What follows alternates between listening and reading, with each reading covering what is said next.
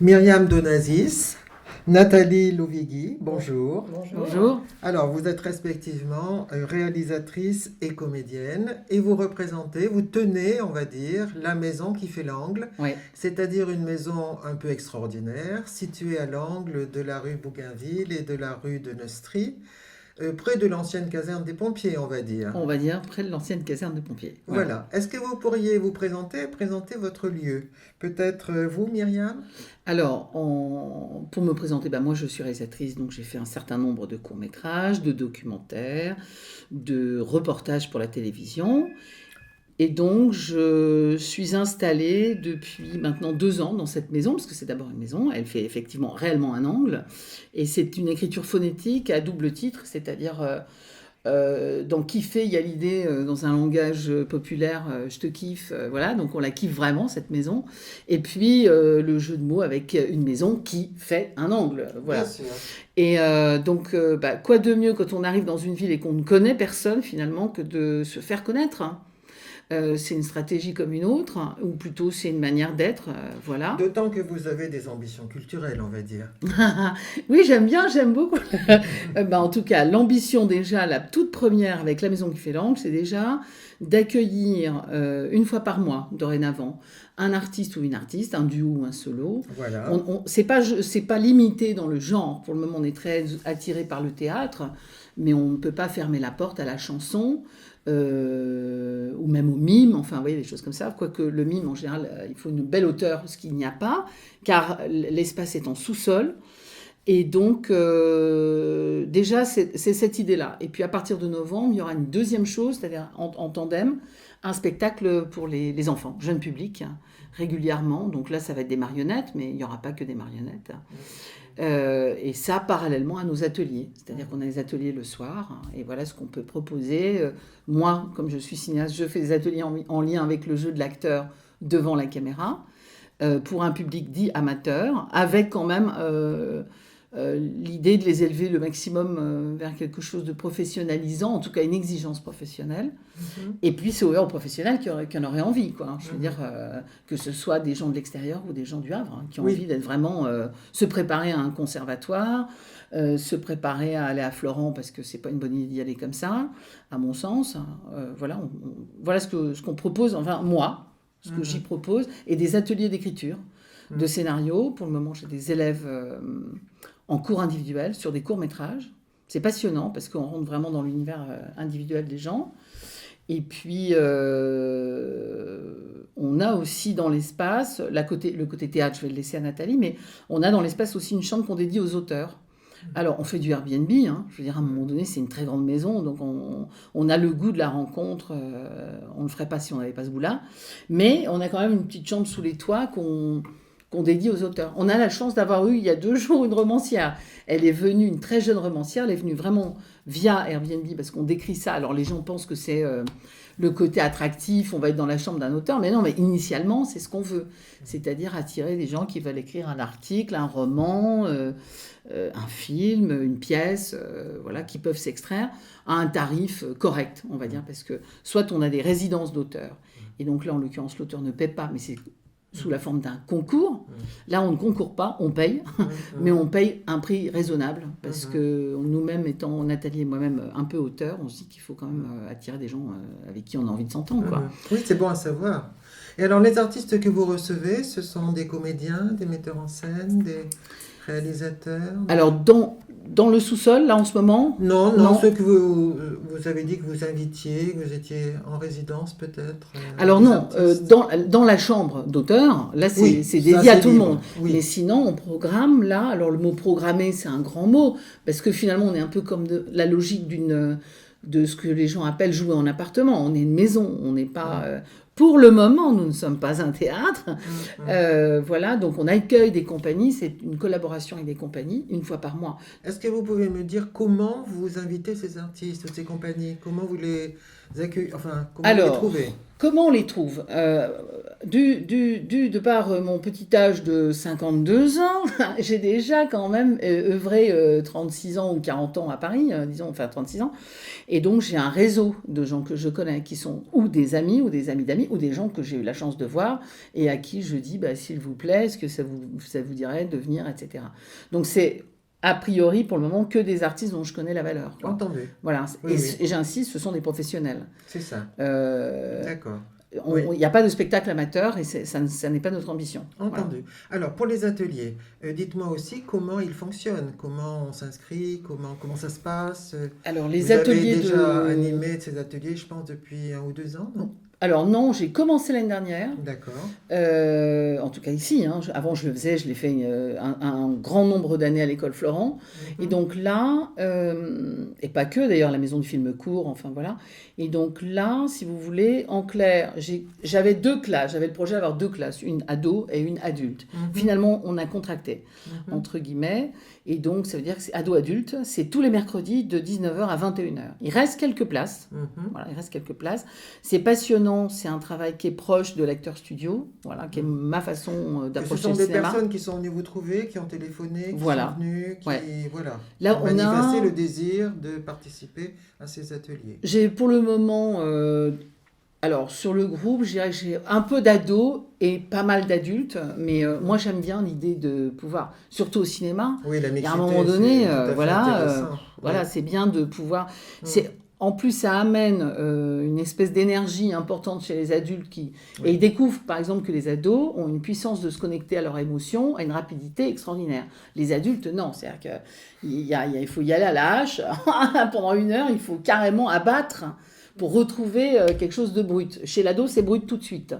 Et donc ça, c'est très plaisant. Et du coup, quel est l'apport des adultes par rapport aux ados? Le désir, Oui. un grand désir en fait. Les adultes qui décident de faire un truc comme ça, c'est pas par hasard. Mhm. C'est-à-dire qu'ils veulent. Ça a été repris là dans Sortir au Havre, mais je trouve que c'est vrai, la reprise que j'avais dit, mais j'avais entendu cette expression, c'est sortir de leur zone de confort. Et c'est vrai, parce qu'ils sont en danger à un moment donné. Hein. Moi, je fais pas partie plutôt du. Je suis bienveillante, mais je suis pas complaisante. Donc, quelqu'un qui travaille vraiment, moi, c'est ce qui va m'intéresser. Donc, à un moment donné, donner des émotions, c'est le rôle de l'acteur. Si on ne sait pas les donner, bah, à un moment donné, mon rôle, c'est d'essayer de donner les clés pour les trouver. Et donc, à un moment donné, bah, on va loin dans comment on va faire rire, mais aussi comment on va émouvoir. Donc, forcément, à un moment donné, ça bouleverse. C'est pas de la psychanalyse, hein, mais par moments, on touche quand même de près, surtout sur le travail de la mémoire sensorielle et la mémoire de l'acteur, on touche à des choses personnelles. Donc, les gens, ils viennent un peu ils se livrent, quoi. Mais ça, moi, j'adore, quoi. Oui, bien sûr, mais vos participants, est-ce qu'ils adorent aussi ou est-ce que quelquefois ils ont le sentiment de se mettre en danger? Est-ce que ça leur fait peur? Alors, moi, je vous dis, parce qu'on vient de démarrer la saison, dans les nouveaux, ils sont sortis la dernière fois, le dernier atelier était mercredi dernier, en disant oh, j'adore. Voilà. Et c'est la vraie phrase. C'est la vraie phrase. Ils ont dit waouh. Et les ados, ces 2 ados que j'avais là, je les avais déjà l'année dernière, j'avais beaucoup plus d'ados l'année dernière. Qui étaient formidables d'ailleurs, et ben, ces 2 ados qui sont là, je pense qu'ils sont vraiment très heureux parce qu'ils sont venus et ils grandissent un peu aussi, parce qu'un ado, c'est quand même pas un adulte complètement, et ils grandissent aussi dans leur... Non, moi j'adore, hein, franchement. L'idée, c'était quand même, et c'est quand même de se dire, on est au Havre, on est venu s'installer au Havre parce qu'on a envie de changer de qualité de vie. C'est basique, on entend les Parisiens qui disent, ouais, à un moment donné, on fait comment? Eh bien, on va au Havre, voilà comment on fait. Et donc, à un moment donné, bah, soit on prend le train régulièrement et on fait que aller travailler ailleurs, ou à un moment donné, on participe à créer une dynamique et on se dit, mais il faut quand même créer ça là. Je pense qu'il n'y a pas qu'à Paris qu'il peut se passer quelque chose. Donc, Bien sûr. c'est comme ça qu'on s'est dit, on va créer ce mouvement-là. Plutôt que d'aller donner des cours 1 ou 2 fois par semaine, eh bien, on préfère le faire là. Quoi. Oui. C'est plaisant. Oui, et l'an dernier, vous avez obtenu quel résultat? Je veux dire, est-ce que vous avez pu suivre vos stagiaires? Qu'est-ce qu'ils ont fait après? Alors, je n'avais que des ados, je n'avais pas d'adultes l'année dernière. On a fait un film au final. Il y a eu un film de, je sais pas, une petite 15-20 minutes qui sont des scénettes en fait. Et au bout de cette projection, on a donné une projection à la Lys donc qui est un lieu où on peut faire de la danse contemporaine, mais elle a une grande salle, Sandrine. Et du coup, ce que je peux vous dire, c'est que le résultat escompté, il a été obtenu, puisque finalement, tous les gens qui étaient dans la salle ne connaissaient absolument pas ces adolescents, et ont trouvé, je pense sincèrement, le film formidable. Oui. Voilà, vraiment formidable. Oui, voilà. Et pas du tout moyen. Non, ils ont trouvé que le travail était au rendez-vous. Et les élèves, comme ils sont parfois pas loin du bac, c'est très difficile de les garder. Vous voyez ce que je veux dire ? Bien sûr. Il y a une comédienne qui, elle est venue, une jeune fille qui voulait devenir comédienne professionnelle. Je ne sais pas ce qu'elle devient, mais a priori, elle est en train de préparer pour pouvoir vraiment faire carrière. Donc, elle, je pense qu'elle lui a beaucoup servi, par exemple. Donc, vous avez une exigence de qualité. Ce n'est pas du loisir pour vous ? Alors, ça dépend. Il y a des gens qui peuvent faire du judo dans le cadre du loisir, mais s'ils veulent devenir ceinture noire, à un moment donné, c'est Bien plus sûr. du loisir. Alors moi, je me situe à ceux qui visent la ceinture noire. Mais ça reste du loisir. Je dirais que le temps de l'atelier, je ne fais pas la différence avec un acteur professionnel. Non. Voilà, c'est sûr. J'ai pas envie. Oui. J'ai pas envie. D'ailleurs, parce que je trouve que le cinéma, finalement... Oui. C'est quoi ? C'est à un moment donné des gens qui ont cette capacité à être en relation avec l'autre et se livrer le temps d'une scène, à être vrai, à être juste, précis. Et à un moment donné, il n'y a pas forcément besoin d'être tout de suite un acteur professionnel. On voit, d'ailleurs, il y a certains types de cinéma qui font appel à des acteurs dits amateurs et on obtient des résultats extraordinaires. C'est vrai. Parce que les gens sont profonds. C'est vrai. Voilà. Moi, ce qui m'intéresse, c'est la justesse, la profondeur, la vérité, qu'on ne soit pas dans l'imitation, qu'on soit dans quelque chose qui est plein. Voilà. Donc, après, je vais effectivement peut-être être moins... comment on pourrait dire ça, peut-être un peu moins exigeante que quelqu'un qui me dit voilà, j'ai une scène à tourner la semaine prochaine, mais globalement c'est un peu de l'acteur studio. C'est un peu, oui, il y a un peu d'acteur studio, pas seulement, mais il y a un peu d'acteur. Oui, moi j'aime beaucoup cette méthode, j'ai été formée à l'acteur studio moi-même, alors un petit niveau, mais c'est surtout que j'ai fait pas mal de courts-métrages, et ça m'a permis avec les années de voir que c'est quelque chose qui me va très bien. Et vous faites la distinction entre le jeu du comédien de théâtre et le jeu du comédien de cinéma ? Il me semble que c'est pas la même chose. Alors je sais pas dans vos ateliers si ça transparaît. Alors moi déjà c'est Nathalie qui donne les ateliers de théâtre. Non, moi je ne fais pas pour le moment, en tout cas pour le moment. Personnellement, je dirais que moi, à titre personnel, non, je ferais pas la différence en réalité.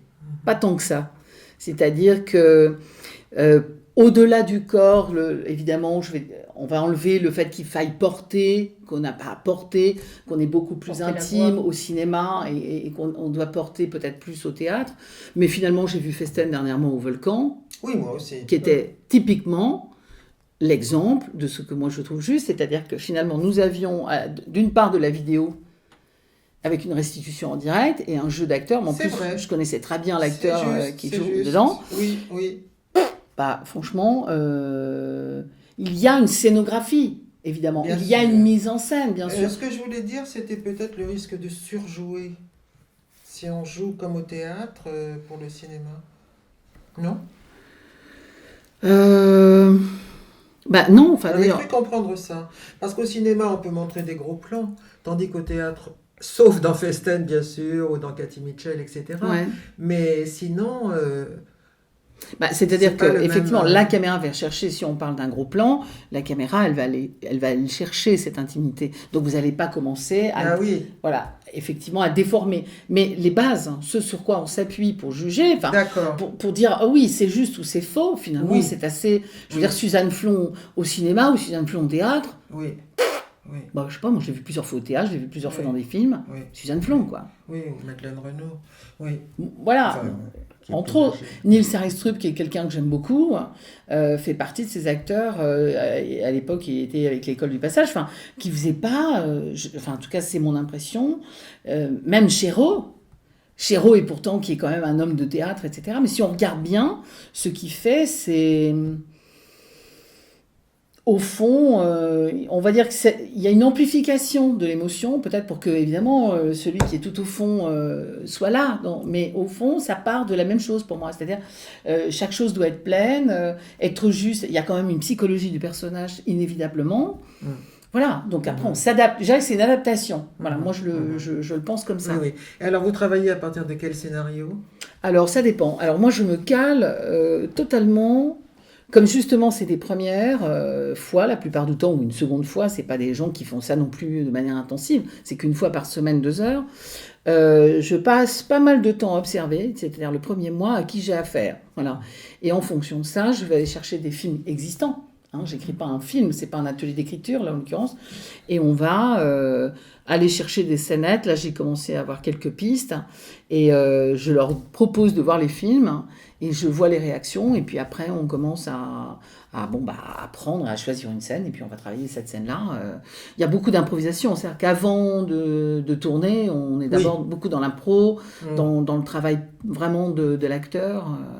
Mais moi je regarde la personne physiquement dans sa manière d'être et à un moment donné je me dis ça lui collerait vraiment bien. Et c'est ce qui s'est passé avec les ados et c'était extraordinaire. Une jeune fille est venue, je lui ai proposé de jouer un extrait de Thérèse d'Alain Cavalier. Évidemment, elle doit interpréter Thérèse de Lisieux. C'est quand même un peu loin des ados, quoi. Pas tous les ados d'ailleurs, la religion, mais en tout cas c'était loin. Et elle n'était pas du tout d'accord avec cette idée. Sur le coup, je dis si. Parce que tu as une chose qui est très près du personnage de Thérèse, ce qu'il faudrait si jamais j'avais à choisir dans toute la salle, parce que je dois jouer ça. Et finalement, elle était géniale. Oui. Elle m'a dit, j'adore. Oui. Et pourtant... Oui. Au Festival d'Avignon, on s'est rendu compte effectivement que le choix de l'acteur sur scène, au théâtre, mais au cinéma c'est la même chose, est essentiel. Un mauvais casting, alors là, ça colle pas, il y a quelque chose qui est raté. On peut dénaturer complètement des histoires. Ouais. Oui, voilà, c'est ça. Et quelquefois, on fait jouer aussi à contre-emploi, mais ça, je sais pas si... ça peut être très bien. Bon, par exemple, Muriel Robin, elle est tout le temps en demande de jouer des contre-emplois. Voilà, typiquement. Mais non, ça peut être super. Bon, voilà, je sais pas, moi je dis Josiane Balasco, elle a fait justement beaucoup de contre-emploi, avec des choses extrêmement difficiles au cinéma et des choses qui ont fait marrer la boutique. Mais on n'a pas... C'est un pari difficile. Si je me souviens de Ciao Pantin, par exemple, avec Coluche. Bien sûr. Voilà, moi je trouve que c'est un des plus bels exemples de contre-emploi. C'est un de mes films préférés, avec Coluche, est extraordinaire. Oui, c'est ça. Donc, en fait, c'est des êtres vraiment comme moi j'aime Paul Vord à la folie, je suis fan de Benoît Paul Vord, mais il y avait chez Coluche comme ça, au-delà du clown, une profondeur, c'était un être profondément dramatique, quoi, c'est clair. Donc à un moment donné, jouer ce qu'il est vraiment, pour une fois il pouvait le faire parce que c'est ce qu'il était, je crois, à mon avis. Et comment vous faites pour détendre vos stagiaires? Je sors des grosses conneries. Souvent. Pour se lancer sur scène, souvent. Il faut être un peu de confiance, un peu, je sais pas moi, mais détendu. Il y a, disons, un temps pour aider les élèves à se désinhiber un peu. Oui, voilà. Donc il y a des petites improvisations, parfois. Justement, mercredi dernier, c'était un exercice assez difficile que je leur ai fait faire, dans lequel j'intervenais physiquement, et ça a fait sortir pas mal des choses. Oui.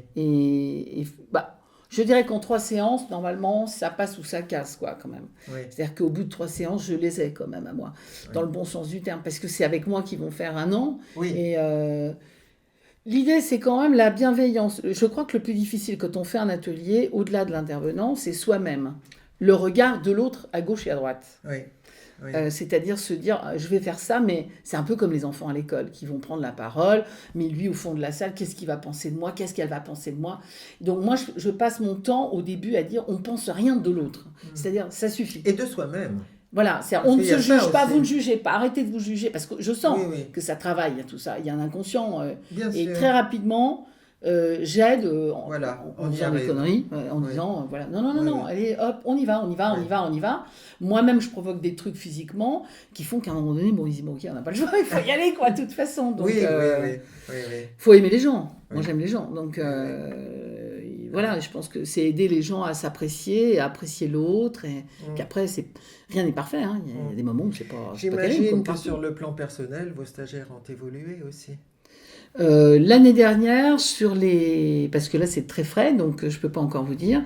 Quoique déjà en 2 séances, je vois des petits trucs apparaître. parce que j'apprends beaucoup de choses intimes d'eux, qu'on se comprenne bien dans une intimité proportionnelle. Bien sûr. Mais je dirais, chez les ados, disons, je pensais à une jeune fille qui s'appelait Louise, que moi j'adorais, qui arrivait vraiment presque comme une... voilà, votre table, c'est de la brique, là. Un truc brut, mais où... Moi, j'adore ça, quoi. Ce côté, plaf, je suis ce que je suis comme ça. Mais en essayant, peut-être, elle, d'avoir une attitude... Et moi, j'ai aimé ce côté d'elle, et je lui avais proposé de travailler Merci la vie. Oui. Et elle était... et l'autre fille avec qui elle joue aussi, était vraiment formidable, quoi. C'était à fond, mais elle se donnait complètement. Et ça a pris effectivement tout doucement l'année.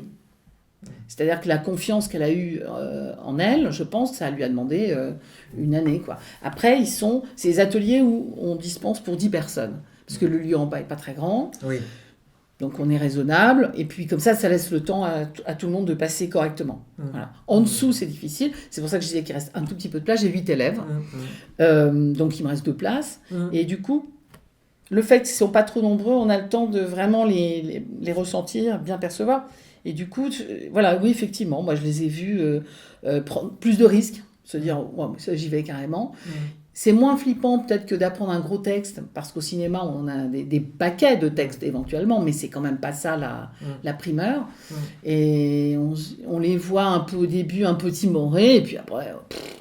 ça y est, c'est lâcher prise, quoi. Les ados, c'était fabuleux. Mais je pense que là, le groupe, ça va être pas mal non plus. Hein. Ah oui. Ouais. Bon, alors bon vent, on va dire. Merci. Oui.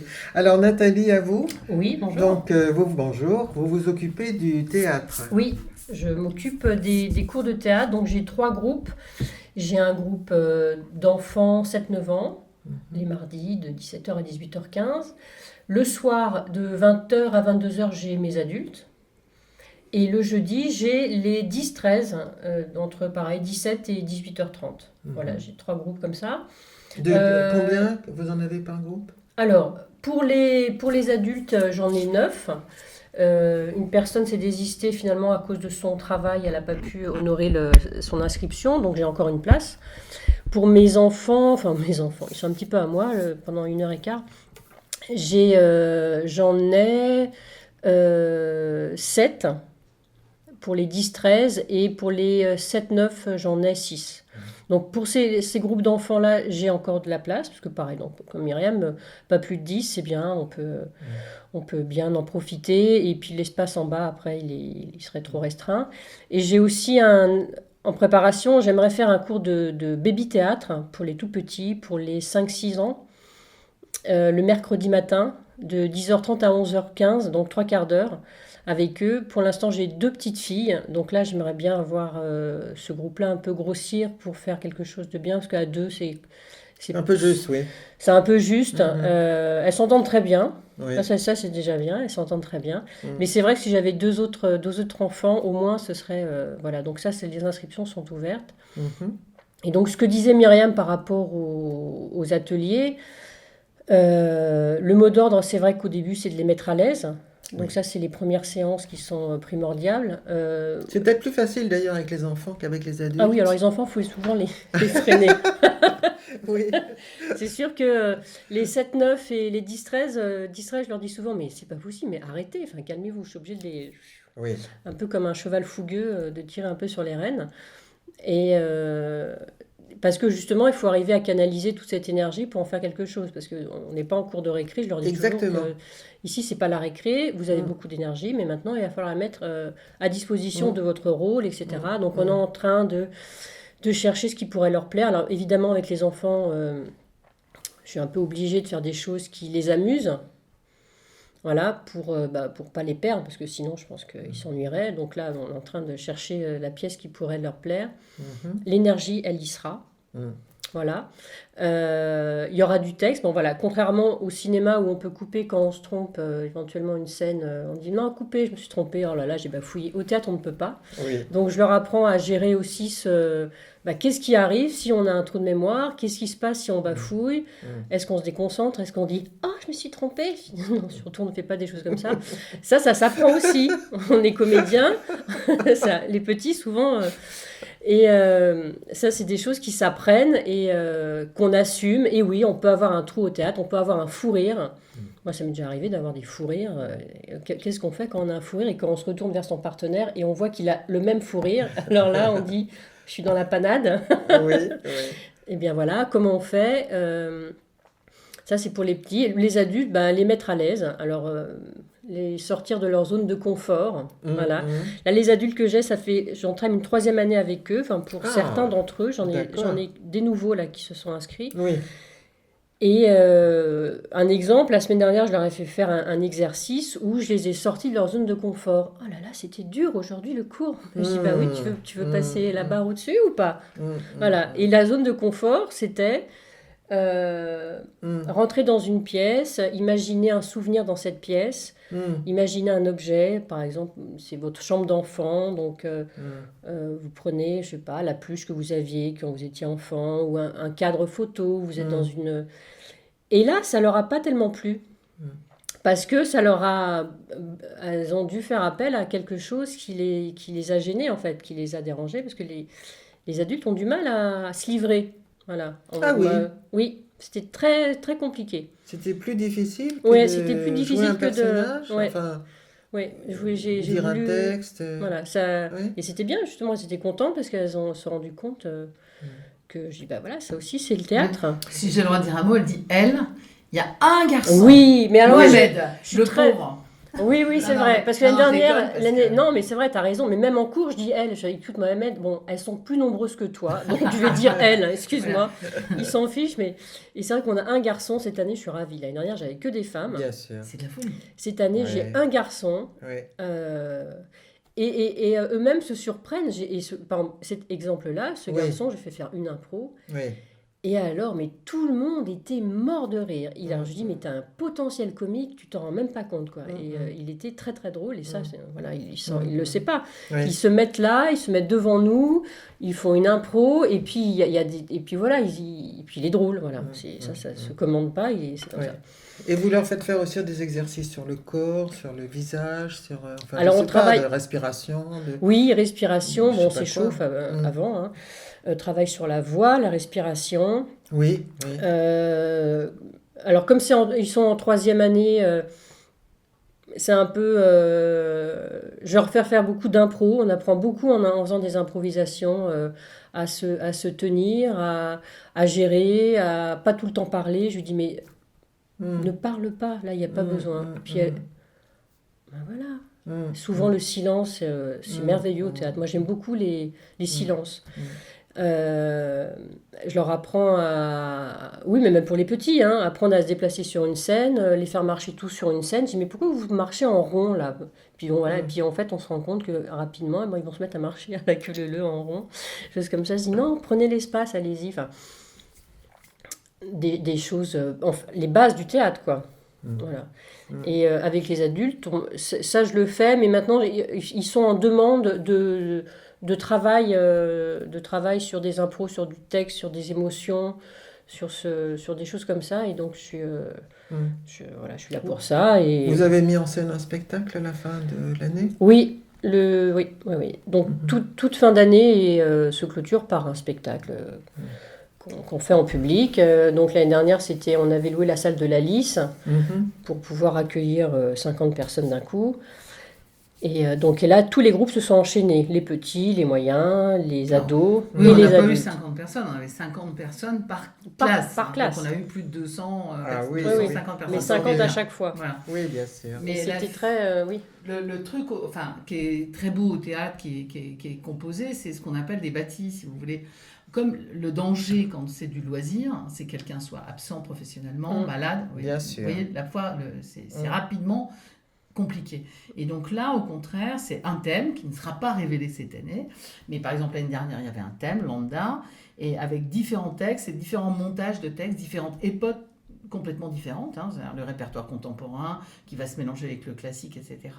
Et moi, j'ai fait à peu près le même genre de travail au cinéma, mais donc deux comédiennes ou deux comédiens vont travailler ensemble, puis un va sortir de scène pour rentrer avec un autre, etc. Dans une autre époque, et tout ça sous le même thème.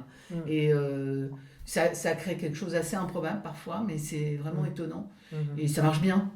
Ça marche bien parce que ça les fait jouer plusieurs fois. Et dans des répertoires différents, donc appréhender complètement un emploi différent, un rôle différent, une manière de jouer différente. Et donc ça, c'était l'année dernière comme ça. C'est vrai que c'est compliqué quand on a un groupe comme ça de se dire, bon, on va jouer telle pièce. Oui. Voilà. Parce que, voilà, là, l'année dernière, typiquement, j'ai une femme qui est partie, qui a eu sa mutation, qui est partie à Rennes en plein cours d'année. Heureusement que je n'avais pas choisi une pièce, sinon, bah, voilà, on avait un rouge sur les bras, c'est compliqué. C'est vrai. Et bon, voilà, on est dans le milieu amateur, je ne peux pas non plus leur imposer d'être là tout le temps. Enfin, voilà, il y a des... voilà, c'est la vie. Donc, d'où cette idée de... c'est des choses qu'on faisait au cours Florent. Enfin, que tu as fait. Moi, j'ai pas connu ça. Moi, on faisait des pièces en entier au cours Florent, moi, quand j'y suis allée. Parce que j'ai une formation, entre autres, au cours Florent. Mais c'est vrai que c'est pratique. Donc, ce bâti... je l'avais fait, moi, après, avec d'autres adultes, où j'avais pris un texte. C'était un grand monologue.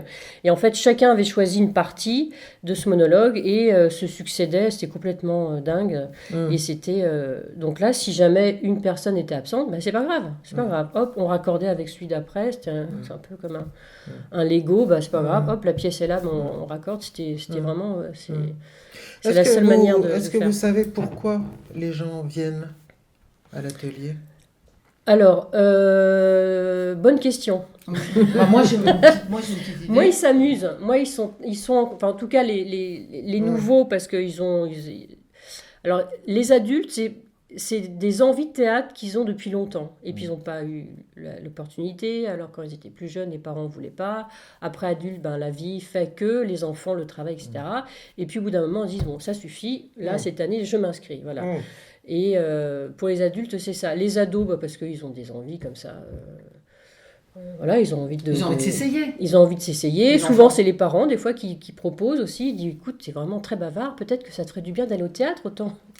Voilà, ça te ferait peut-être du bien de t'exprimer. Beaucoup de timides aussi. Par exemple. Et inversement. Peut-être que ça ferait du bien à mon enfant qui est un peu introverti, etc. Les adultes, c'est une recherche personnelle qu'ils ont depuis longtemps, en fait.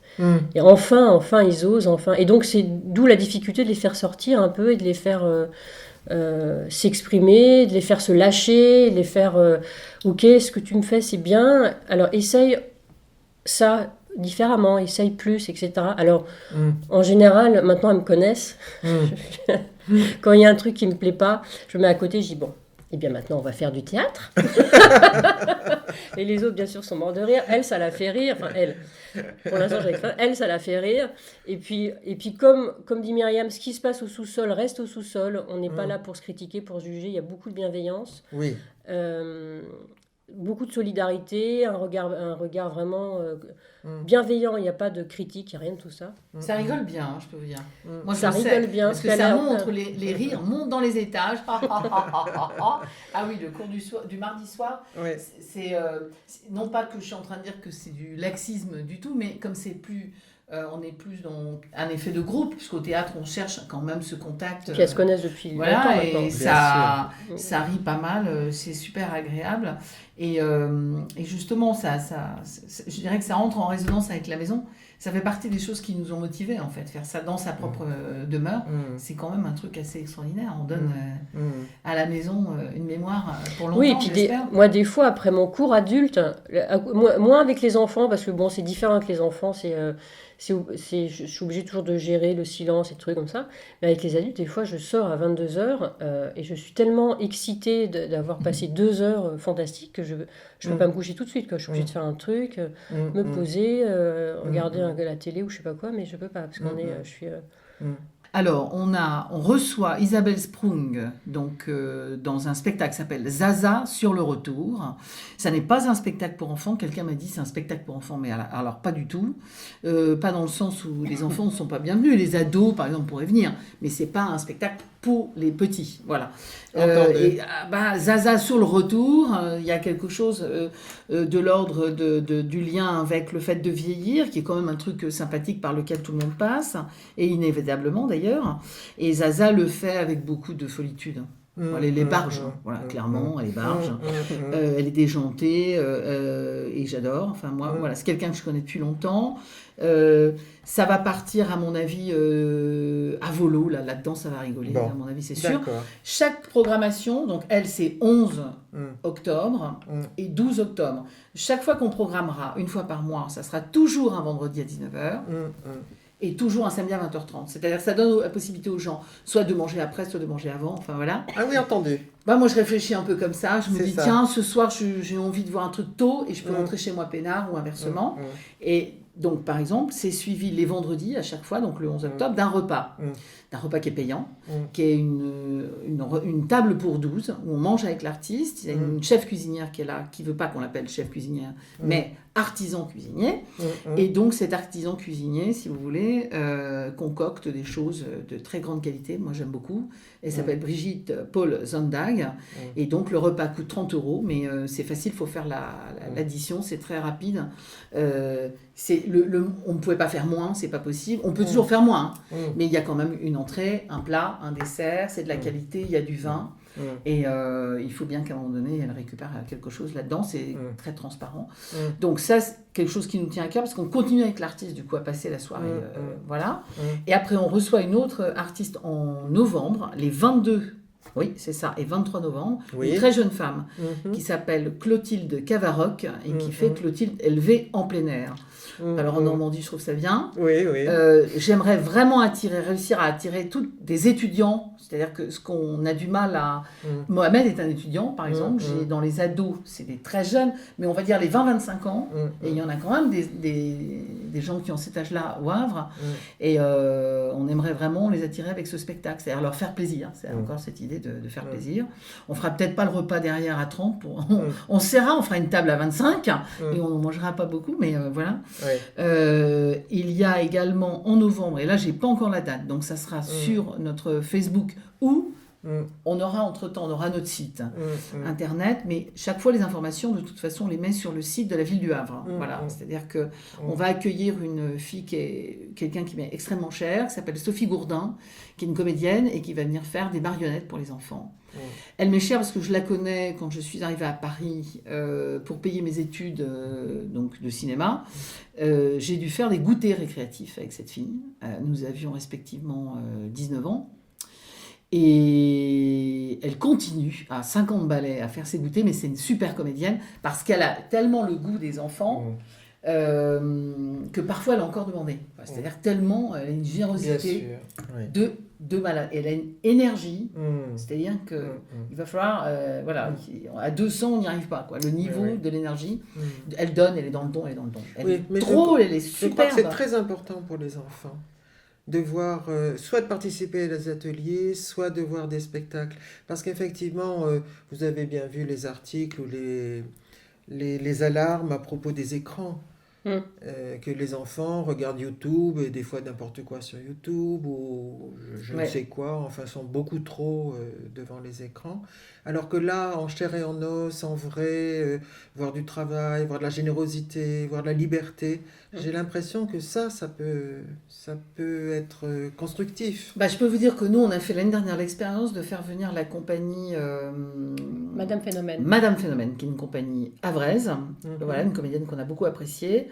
Elle est venue avec son guignol, voilà, elle est formée au guignol, voilà, c'était génial. On a dû faire dans la cuisine l'année dernière avec elle, donc elle a monté son castelet dans notre cuisine. Donc c'était un décor complètement délirant. Donc évidemment, on enlève tout, qu'on se comprenne bien, mais c'est quand même dans l'univers de la cuisine. On a fait 3 représentations, il y a eu 120 enfants. Il faut quand même imaginer la demande, quoi. Oui. Et dans le sens du désir des familles, de se dire, tiens, qu'est-ce qu'on pourrait proposer? Ça reste très accessible. Le spectacle pour enfants, ça sera très peu cher. Là, les spectacles qu'on fait venir, c'est 13 €, mais il n'y a que 20 places. Il faut quand même que les artistes s'y retrouvent. Et le spectacle jeune public, par contre, c'est 5 €. C'est-à-dire qu'on restera dans quelque chose de très accessible. Parce que si on vient avec son papa, sa maman, ou son oncle, son cousin, enfin ce qu'on veut, et ça monte vite, quoi, quand même. Et donc, ça, c'était fabuleux. Donc, on sait... Et d'ailleurs, Sophie Gourdin jouera 3 fois, 2 fois le samedi et 1 fois le dimanche matin. Voilà. Et en novembre également, a priori. Donc, on suit vos informations sur Facebook, sur votre site, sur le site aussi de l'association Maison de la Culture du Havre. Exactement, ouais. Voilà. Donc, à bientôt. Merci.